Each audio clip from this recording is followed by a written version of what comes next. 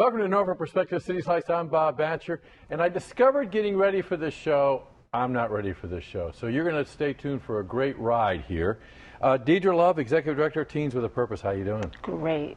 And Art Thatcher, Superintendent for Recreation, Parks, and Open Space. And you're in charge of the youth program. I am. And that's why I'm not ready, because I got looking down here, Deidre, and discovered I can't pronounce half this stuff, and you were rolling it off just like that. So I want to take a few minutes to talk about why am I not ready. You've been doing this for a few years now. How many years? Over 15. Now, it started off as?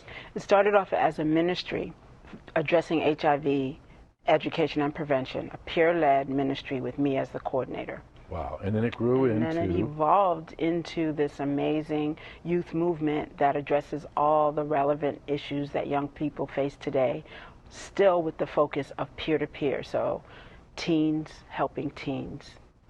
And Art, you've been doing this for a couple of years too. Just a few, 30.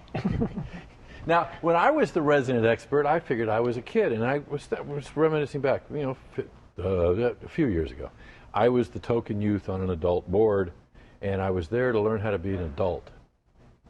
Things have changed? I would say so. Okay, how have you seen things change over the last 15 years?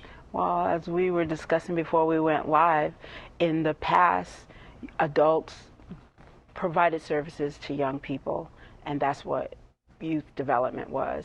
And today, because we knew best. Yes, we knew what they needed, and we made sure that we gave them what we thought they needed. But that's our role as a parent, isn't it? Well, what works, what research has shown, and what actually works is when you give young people a voice. You give them an opportunity to say what matters to them, give them the opportunity to set their course, and you get behind them and support them and not try to fix them, but be there for them. And I can say that is what I see as working. I'm hearing a suggestion too that we might learn something. Oh, but yeah, absolutely. Kind of in the the industry terms of youth development, youth have moved from being a recipient of service to being a resource. And it's our role as adults to give them the tools and give them the education and give them the forum to do what they need to do. Yeah, well, the other day we have the summer intern program that's wrapping up with the city. And I got to tell you, of all the years I've had summer interns, this was the year. They were awesome. And we had this encounter where us seniors were allowed to partake upon them our advice. And I got a thank you note after it, and I told the person that wrote the email to me that actually they were the inspiration, because I really started plugging in saying, wait a minute, I remember when I was like that, and why can't I be like that again? Mm-hmm. Right? Yeah. Is that the kind of, so 15 years but staying young? Oh, well, it keeps you young, but I play my position. I don't try to be them. I try to support them. But is there an expectation of the youth of your role, though? Well, they gave me the title Mama D, so I guess that helps with keeping it clear that, I am not a teen, so I have a, a specific role that I play. So you don't even try to play one? So I don't know. I mean, they laugh at me because I hear all the slangs, and I try to use them from time to time, but most of the time I don't get them right. Okay. So I understand the language, but I can't really speak it. Just a little off that they know. Right. Does that happen to you? Oh, absolutely. You use the language? What's your favorite word? Ooh. I don't know that I have a favorite word. There are too many that have multiple meanings. And gotcha. So if you said it, we'd probably go off the air, right? Exactly. So that's and also having an 18-year-old son who's about to go off to college and a 16-year-old daughter. You and I are still kind of in the oh dad stage. Yeah. I'm getting a little out of it. They're catching up with me. Okay. We got Fuse Teen Fest coming up on September 14th. That's what we're really getting ramped up for here. Absolutely. Tell me, okay, Fuse. Fuse. F-U-S-E. Yes. Focus on peace, unity, spirit, and edutainment. That's what it stands for. Okay. September 14th is going to be over at the Vivian C. Mason Center for Teens. Yes. Art, tell me about that center, because that's kind of a special center, isn't it? Yes. We were looking for a place for young people to kind of call their own.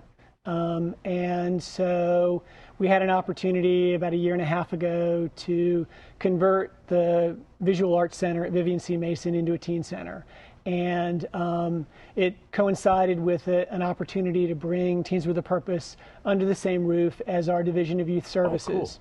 And so, we operate that facility as a partnership, and it's been, really a great opportunity for the young people in Norfolk to have a place of their own, to be expressive, and to do the things that they would like to do. I guess young people are too stereotyped with they just want to come and hang out. They are ultra creative. You would not believe the creativity that comes out of young people, both in the in music, in visual arts, and in the spoken word. It's just come to Fuse Fest and you'll be really impressed. Now, did they have to submit a plan for approval when they did this merging with Vivian C. Mason? I mean, did they have to say, here's what we're going to do to the walls, or here's... We have done that. It's been kind of an organic development of that facility. Well said. Yeah. So we've tried to take some of the some of the bureaucracy out of that conversion, because what you find with young people is what this group of young people now want it to be. 6 months, 9 months, a year from now may not be the same thing. So you have to really be organic and allow it to change on a regular basis. And what may be, a music studio today, a month or 6 weeks from now, may convert into an art studio. The space may just be completely different. You're playing with me here. Really? Yes. It's already happened.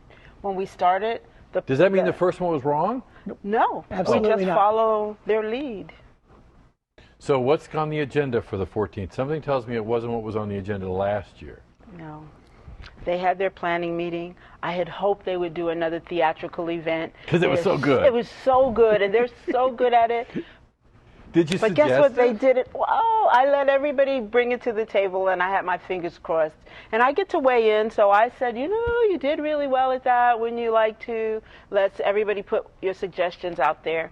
And they said they wanted to do, well, originally they said a block party, and I asked them to define that, and they said everything they put into Fuse Fest, which was music and education and poetry, and so I realized it wasn't quite a block party, and so it evolved. Because a lot of this is into in language, right? Yes.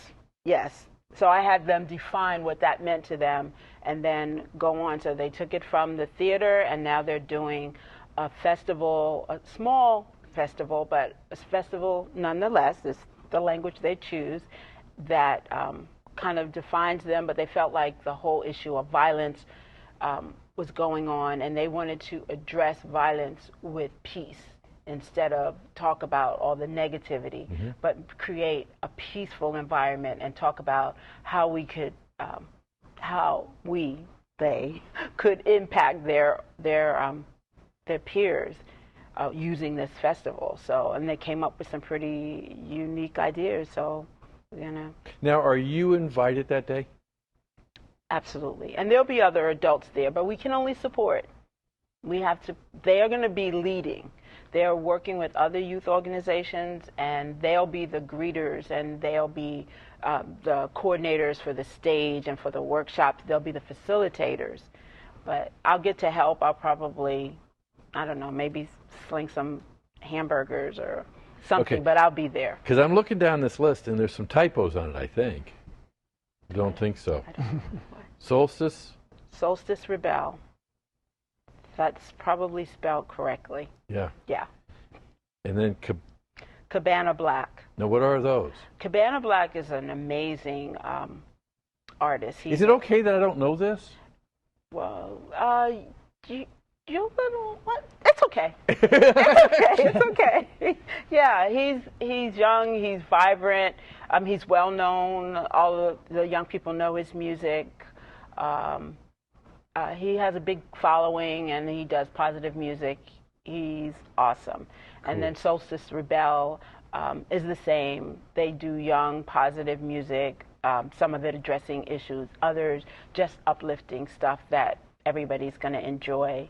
And then Focus, he's down as a hip-hop artist, but he does a more spiritual type of music, but in the hip-hop genre. Cool. Now, I see something on this list that just threw me a total curve. Must have been your idea. What's that? Healthy food. Not really my idea, because the teens started a garden at Vivian C. Mason, and they've been working the garden all summer, and they've been eating and growing vegetables.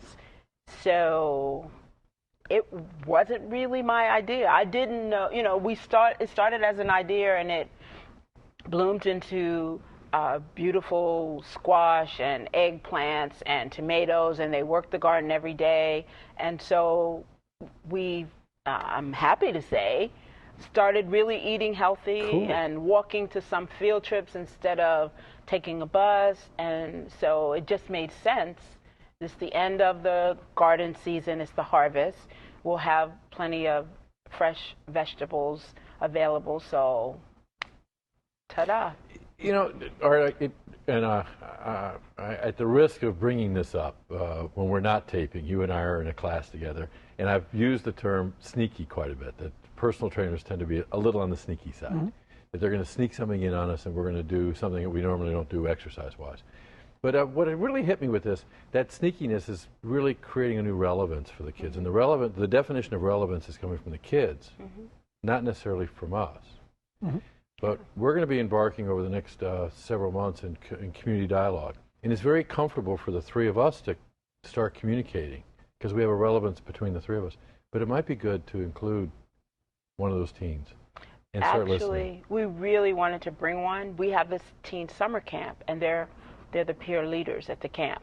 So I'm expendable to the camp, but they're not. So they're working, but next time I would love to. Matter of fact, you never see me without one of them. That's this right. is the first time I'm here alone. You had a chorus behind you one other time. Yeah. Well, I am so glad that you were there really kind of as a guide, kind of sort of maybe, but really bringing a new awareness to us about learning to listen to relevance. So September 14th and you got an age limit?